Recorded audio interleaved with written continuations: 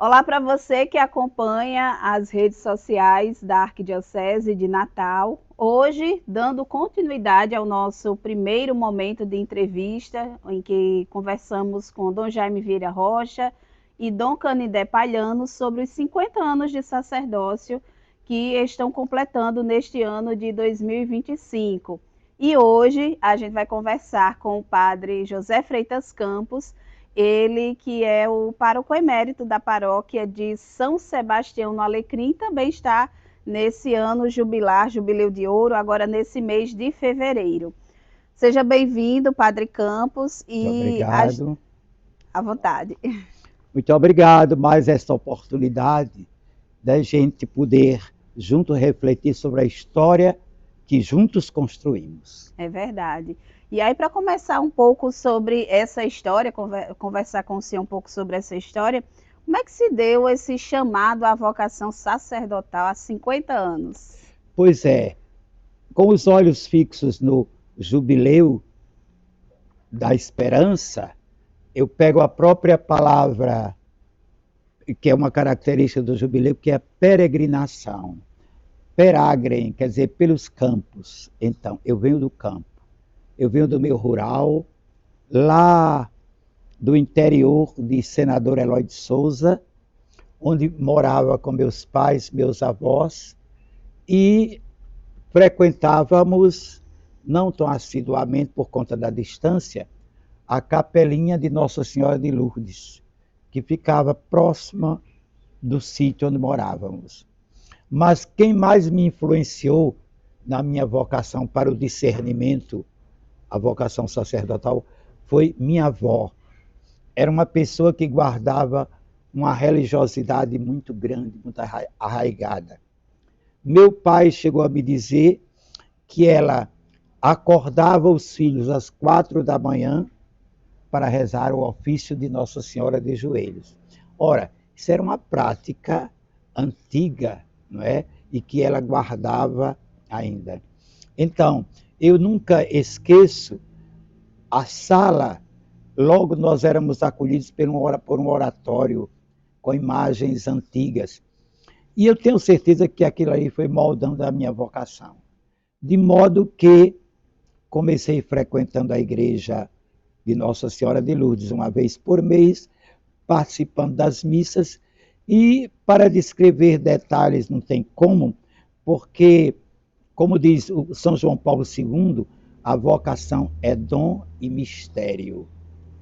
O fundamental é que eu, com a graça do Espírito Santo, fui discernindo esse caminho e aqui estou.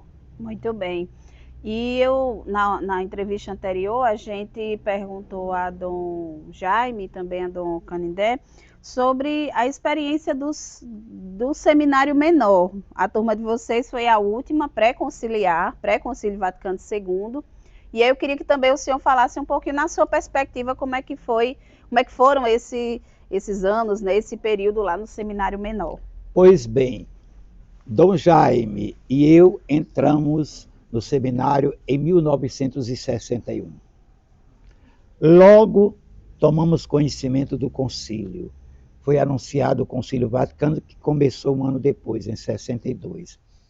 Então, o clima do seminário foi marcante porque alimentamos a perspectiva de mudança. E, por outro lado, tivemos a oportunidade de comparar o que era o seminário antes do concílio e o que passou a ser depois. Ou seja, esta história do concílio como transformação, como mudança da igreja, gerou em nós a melhor expectativa. Lembro que o concílio começou em outubro de 62, mas até lá, em todas as missas, de joelhos, nós rezávamos a oração pelo pleno êxito do Concílio Vaticano II. Nenhum de nós conhecia um concílio, sabia nem o que era. E aos poucos fomos vendo como a grande graça que o Espírito Santo deu ao Papa São João XXIII para realizar este maior evento da história da igreja nos últimos tempos. Então, foi um tempo feliz, porque pegamos inicialmente aquele regime fechado, que era modelo padrão para todos os seminários, horários, disciplinas, espiritualidade, formação, tudo. E logo em seguida, alguns anos depois, pegamos o seminário num novo rumo, num novo caminho, clareado pelas decisões do Vaticano II. Muito bem. Inclusive, vocês também nesse período fizeram alguns cursos, né, de humanidades, estudaram na universidade. É uma experiência também diferente, né, assim, do que a gente, digamos, concebe por uma formação para o sacerdócio, né? Vocês agregaram esses outros cursos. Vejam bem, para a época, na década de 60, foi algo assim de grande abertura. Donivaldo, que era o arcebispo, decidiu que, terminado o 2º grau, pudéssemos escolher, antes de começar o curso de teologia, alguma faculdade na área de ciências humanas. De modo que isso representava, para a época, um avanço. E ele assegurava para nós, se não quiserem seguir a vocação, terão uma profissão, serão bons profissionais, bons cristãos. De modo que eu escolhi letras, Dom Canindé também, Dom Jaime Sociologia e Padre Cassiano Serviço Social. Mas foi um tempo muito feliz, de convivência com o ambiente universitário, participando de tudo aquilo que significava ter uma universidade em outros tempos, mas foi muito enriquecimento para nós. Muito bem. A turma de vocês vivenciou esse período pré-concílio e também o pós-concílio. Como é que o senhor poderia, digamos assim, comparar, né, assim, em mudanças? O que é que aconteceu de diferente pós-concílio e com a reabertura dos seminários?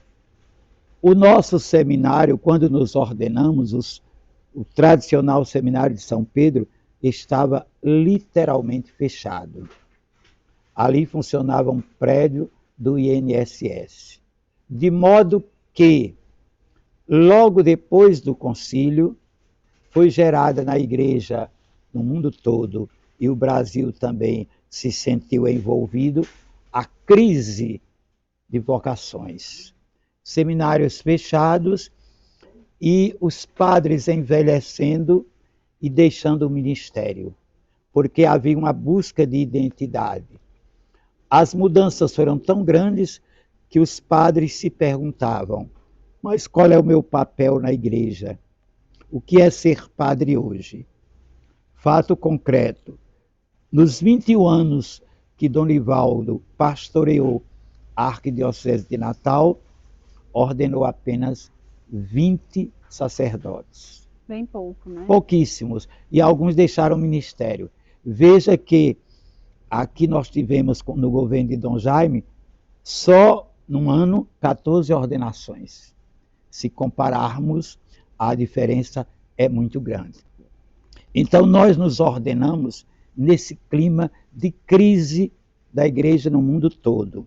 De modo que nós tínhamos que saber interpretar até onde podíamos ir com as propostas que o concílio havia elaborado. Então, era a hora da aplicação das constituições, dos decretos, dos pronunciamentos, dentro de um equilíbrio de Deus e a audácia do Espírito. Como chegar a isto? Realmente alguns se perderam no caminho. E aí havia os radicalismos, mas graças a Deus superamos toda essa fase. Mas estes primeiros anos de sacerdócio foram os 10 anos após a recepção e a aplicação de todas as propostas emanadas do Vaticano II. E nesse período, vocês estudaram no Seminário Central do Ipiranga, né, lá em São Paulo. E como é que foi para o senhor vivenciar essa experiência, né? Sair daqui para ir para um seminário lá em São Paulo. Foi uma experiência, de um certo modo, contrastante, mas muito enriquecedora. Contrastante no sentido de que nós íamos de uma capital provinciana para irmos e permanecermos como alunos de um seminário que foi pioneiro no ensino da teologia no Brasil. Há pouco, a Faculdade de Teologia de São Paulo, do Ipiranga, ela celebrou 75 anos como faculdade. E aí nós tivemos a alegria de receber ensinamentos de padres que absorveram profundamente aquilo que era o Concílio Vaticano II. Homens muito preparados, doutores em teologia. Foi uma experiência muito rica. Por outro lado, São Paulo é a capital do Nordeste. Nós tínhamos o contato com muitos nordestinos e tivemos a oportunidade de ir por 2 vezes nas férias do meio do ano atuar como missionários e seminaristas na Diocese de Dourados, em Mato Grosso do Sul. Tudo isso conta como experiência que nos enriqueceu depois para o exercício do sacerdócio. E após esse período de estudo, de formação, veio a ordenação sacerdotal e a turma de vocês vivenciou uma experiência de ser enviada em duplas, não é? Para atuar em algumas paróquias, cidades, né, aqui do nosso estado. O senhor e Dom Jaime foi para Pendências, não é? Isso, é. Dom Canidé e Padre Cassiano para Santana do Matos, né? Eles até contaram assim algumas coisas difíceis, não é? Que muito desafiador. Era uma situação desafiadora, realmente, né? Durante o último ano de teologia, nós éramos 4, juntos elaboramos esse projeto. Depois, e queríamos a aprovação de Dom Nivaldo. Dom Nivaldo, com muita abertura, nos disse, olha, fiquem à vontade. Nós temos poucos sacerdotes, mas se vocês querem implantar essa experiência, estão liberados. E nós enfrentamos Pendências, a paróquia praticamente do Vale do Açu, mais distante da sede natal. E Santana do Matos, também no Alto Sertão. Vejam bem, então a carência de padres era muito grande. E permanecermos em dupla era como se dissesse, outras paróquias estão precisando do trabalho de vocês.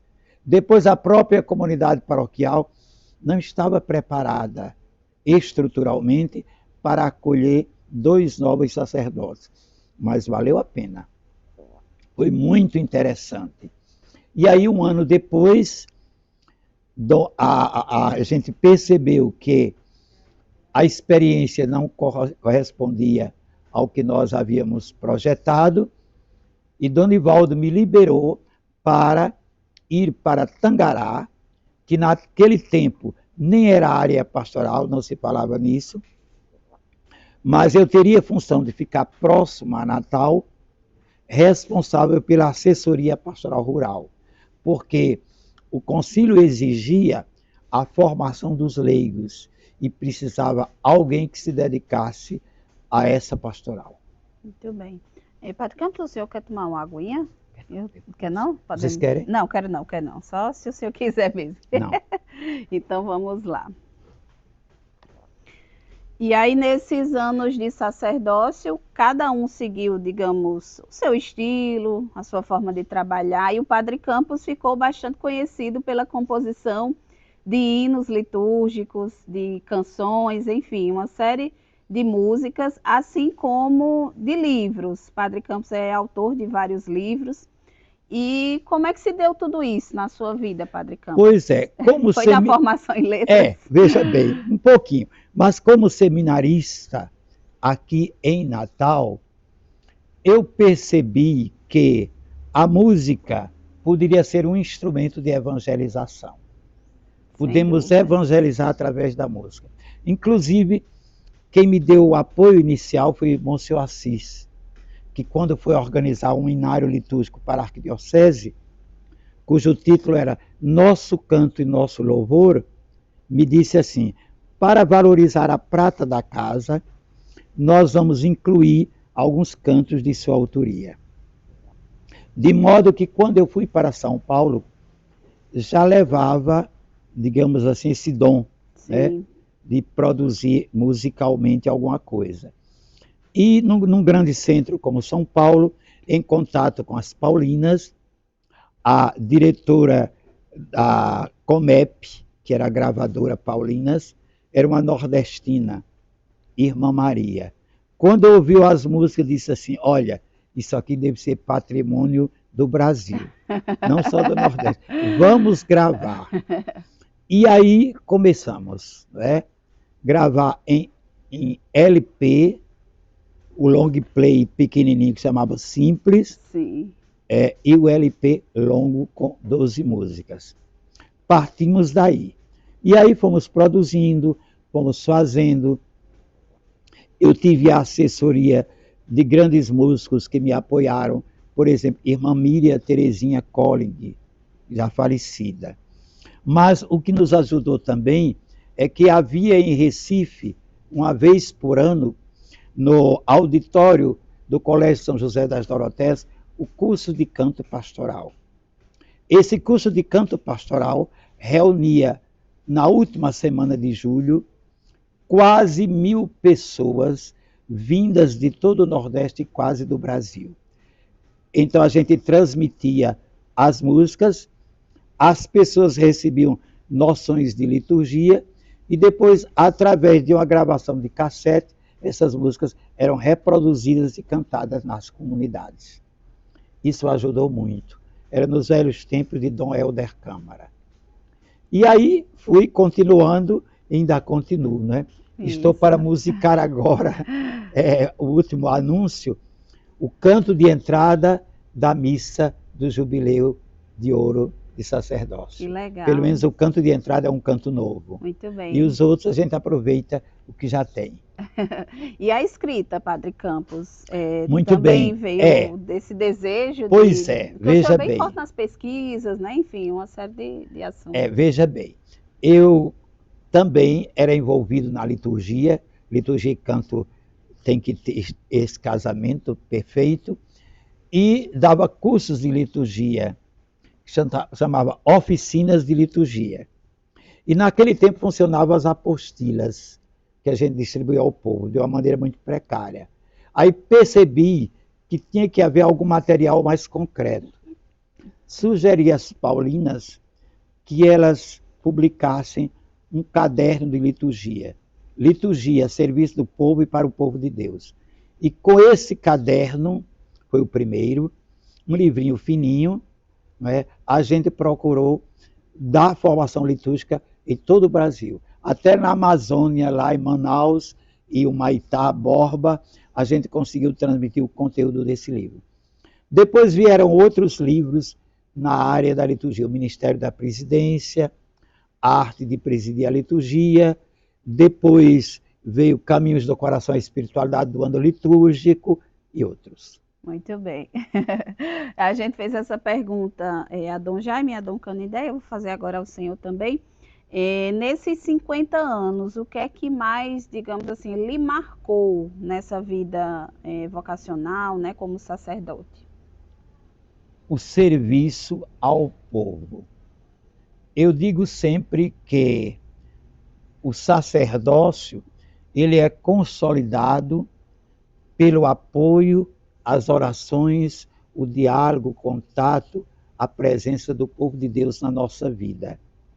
E eu penso que o nosso pano de fundo é sempre o Evangelho de São João, no capítulo 13, onde ele coloca, antes da ceia pascal de Jesus, o lava-pés. Isto é, não existe ceia sem lava-pés. Em outras palavras, não existe o sacerdócio sem o serviço ao povo. Então, esse serviço sacerdotal, ele tem um respaldo muito grande. Ele ecoa na vida das pessoas. As pessoas se sentem felizes, agradecidas e nos dão apoio.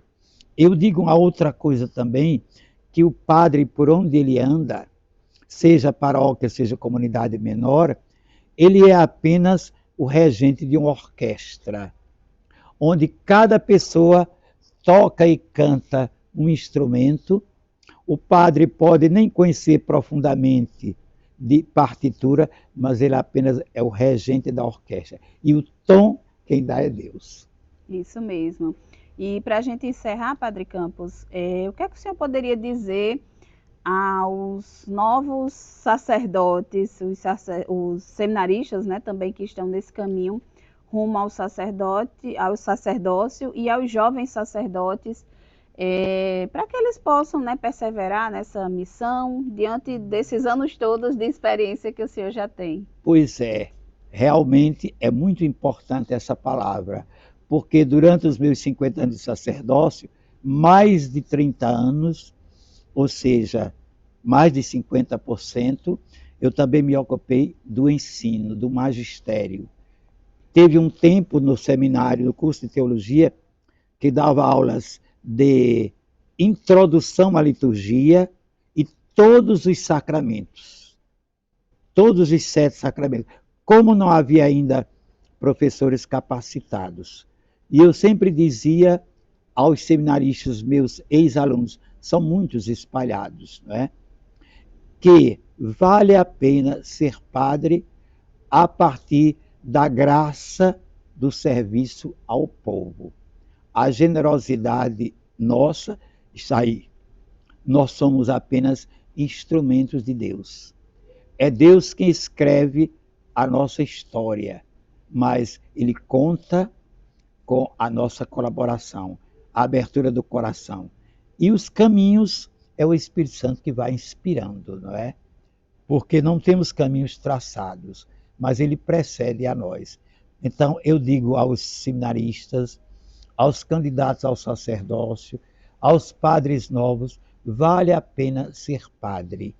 E aí, se eu tivesse de recomeçar tudo, recomeçaria com o mesmo grau de alegria e de felicidade que comecei. Padre Campos, a gente agradece muito a sua participação aqui nessa entrevista para as redes sociais da Arquidiocese de Natal. E aí, para fazer um fechamento, eu queria que o senhor falasse como é que vai ser a comemoração dos seus 50 anos de sacerdócio. Eu já sei que tem uma missa, né, que vai acontecer. Pois é. Agora é o momento para o senhor fazer o convite. Vamos fazer o marketing. Isso, né? mesmo. Nós vamos ser às 10 da manhã. No dia 1º. Dia 1º de fevereiro, que é um sábado, na Catedral, a celebração de Dom Jaime, dos 50 anos. À noite, às 19 horas, na Matriz de São Sebastião, a minha missa, com a presidência de Dom João e a homilia de Dom Jaime. E no dia 8 de fevereiro, que é também um sábado, eu estarei em minha terra natal, Senador Eloy de Souza, celebrando uma missa, presidindo como há 50 anos atrás. Então lá vai ter uma comemoração afetiva, digamos assim, não é? De memória afetiva. Vai ter uma exposição de fotografias, vamos ter um cordel, vamos ter uma homenagem do pessoal, porque eu sou o primeiro padre de Eloy de Souza. Legal. Aí depois de mim veio o padre Gilmar Vitor e o padre Severino, que deixou o ministério. Mas aí 50 anos depois, voltar à terra natal é sempre algo que fala a linguagem do coração. Sem dúvidas. Mais uma vez, obrigada, Padre Campos, pela participação aqui nessa nossa entrevista. Desde já, a gente deseja felicidades, né, nesse jubileu de ouro sacerdotal, que Deus sempre continue abençoando, né, e que essa sua missão, essa sua vocação continue dando muitos frutos, como já deu até agora, né? Continue muito obrigado. Muitos frutos por muitos anos, se Deus disponha. Quiser. E como diz São Paulo, tudo é graça. É verdade. A gente agradece a você que nos acompanhou aqui pelas redes sociais da Arquidiocese. Até a próxima.